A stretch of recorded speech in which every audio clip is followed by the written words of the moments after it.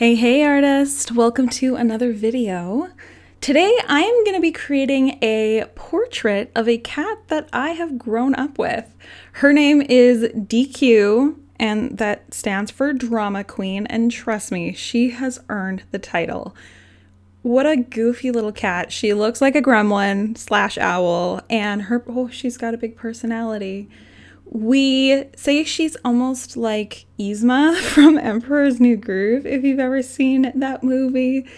But she's a sweetheart, a little weird sweetheart, but she's still cute. And even though she kind of looks like an owl. So I am painting a portrait of DQ today with oils.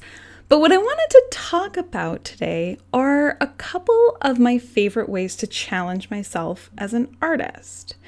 So it's first important to kind of explore why challenges are important in the first place. Well, challenges, they help you to grow and expand in a huge way. And what happens when you don't grow and expand? Well, you stagnate, and that's not fun for anybody. Plus, challenges can be really fun. They are an opportunity to step out of your comfort zone and do something different. Especially if you set your expectations properly.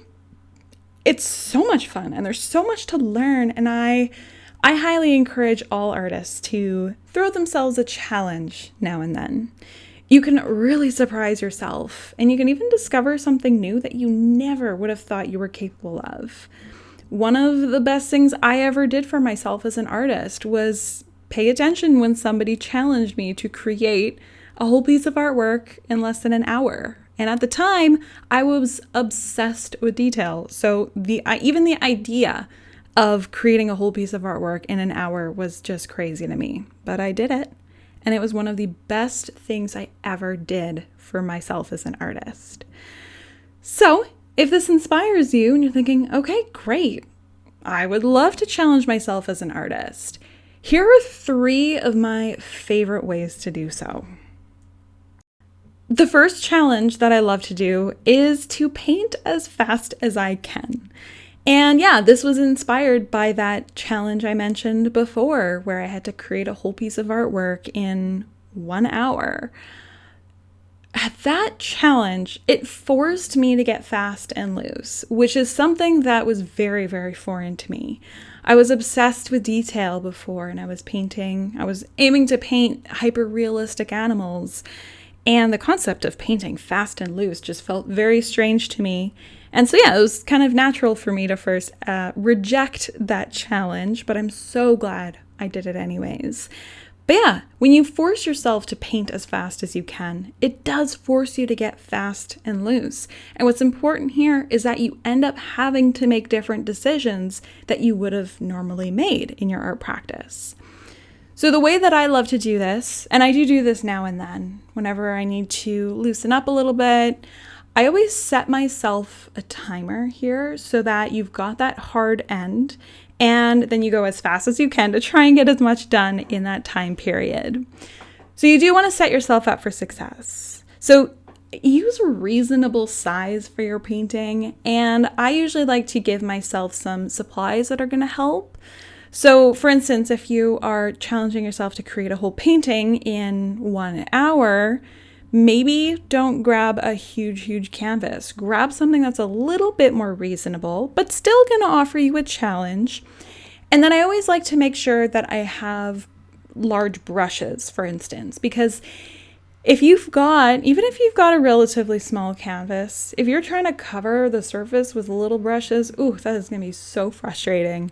So I always like to make sure that I've got, the right mediums, the right surface for me, and just go with large brushes, things like that. Or sometimes, on a little bit of a tangent from that suggestion, is the challenge itself is to only use really big brushes and then see how creative I can get with those brushes. Like sometimes even grab like a brush that you would normally use to paint a wall, something crazy big like that, and just see what you can do.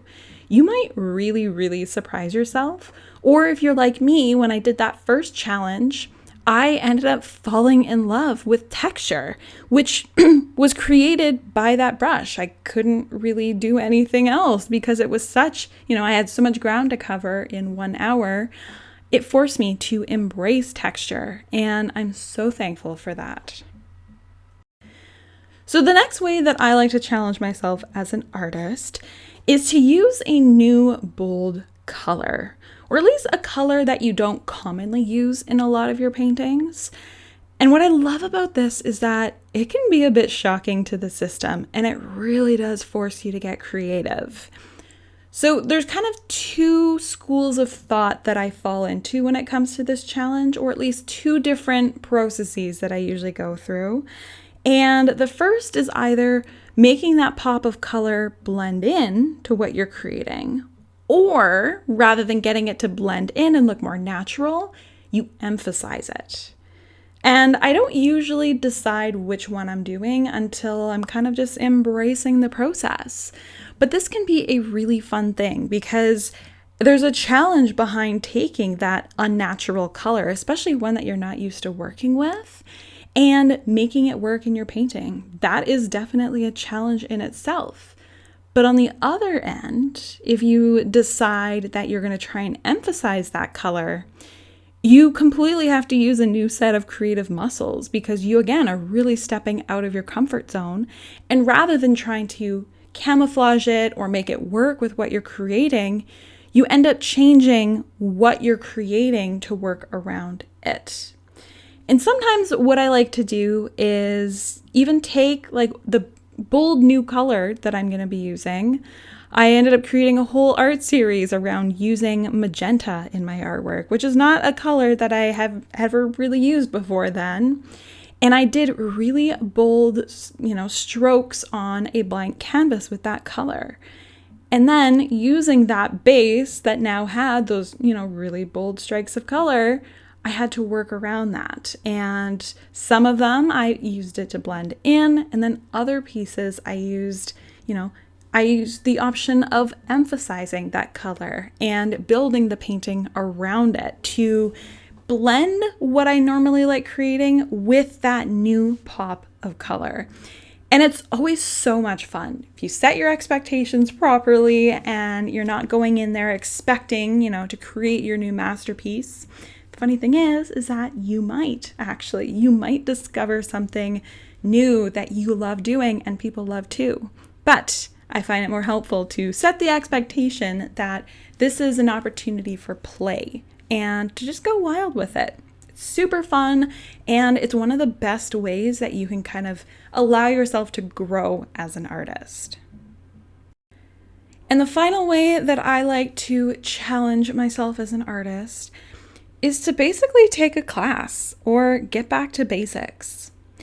So, as someone who is self-taught, I never got to learn the foundations of art in a formal way.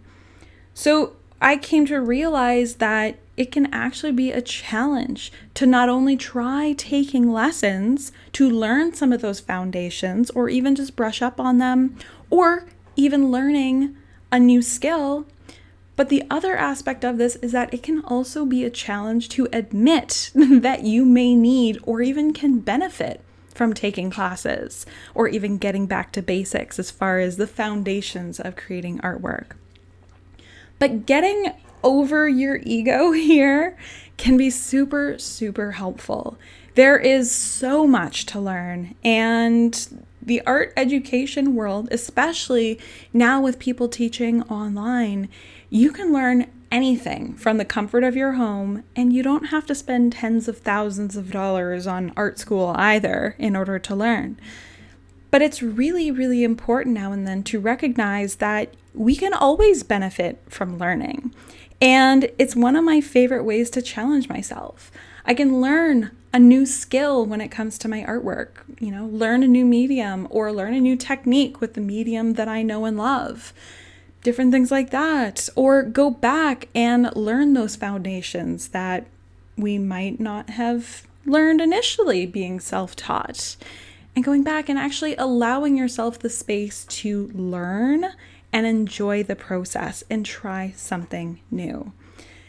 Super powerful stuff, and it does require getting over your ego just a little bit, but if you can do that, you're golden. So that brings us to the end of this video. Hopefully I got your mind turning a little bit and you're ready to try to challenge yourself as an artist. Thank you so much for watching, and I will see you in the next video. If you're craving more help with painting a realistic wildlife easily, then you will love the Wildlife Painting Academy. Each month, new masterclasses are added, complete with my voice walking you through every moment, paint mixing recipes, reference photos, and so much more. You can check it out in the link in the description of this video.